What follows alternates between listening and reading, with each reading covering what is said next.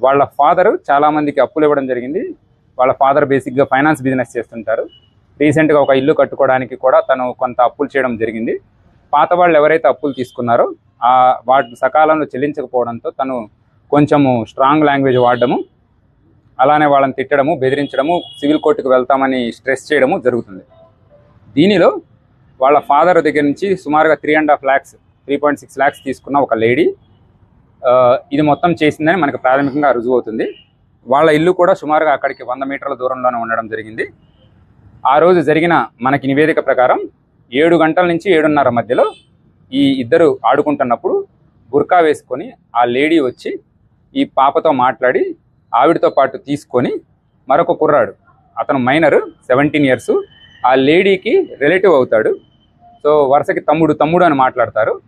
So ఆ బాబుతో పాటు తీసుకొని వాళ్ళ అమ్మగారిల్లు, అక్కడి నుంచి 1.5 kilometers డిస్టెన్స్ ఉంటుంది, వాళ్ళ అమ్మగారింటికి తీసుకెళ్ళడం జరిగింది.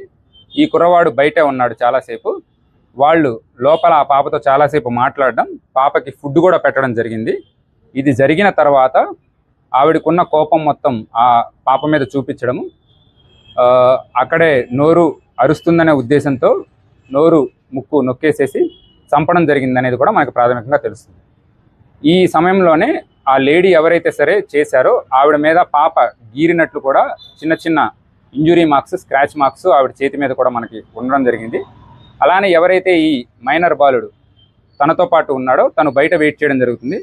ఈ పాప చనిపోయిన తర్వాత ఆ పాపని భుజాల మీద వేసుకొని కిందకు వచ్చేసి ఇమీడియట్గా మనం సమ్మర్ వాటర్ స్టోరేజ్ ట్యాంక్కి వెళ్ళిపోదాము, అక్కడ పడేసి వస్తే మనకి ఎటువంటి ప్రాబ్లం రాదు, పాప మనం చేశామనే రుజువులు కూడా ఉండవు అని చెప్పేసేసి ఆ బాలుడికి ఎవరైతే మైనర్ ఉన్నాడో తనకి చెప్పేసేసి అక్కడి నుంచి బైక్లో పాపని మధ్యలో పెట్టేసుకొని సమ్మర్ వాటర్ స్టోరేజ్ ట్యాంక్ పైకి బైక్తో వెళ్ళి అక్కడి నుంచి కొన్ని స్టెప్స్ దిగి రాళ్ళంతా ఉంటే అక్కడ దిగేసి ఒకళ్ళు చేతులు ఒకళ్ళు కాళ్ళు పట్టుకొని పాపని విసిరేయడం జరిగింది.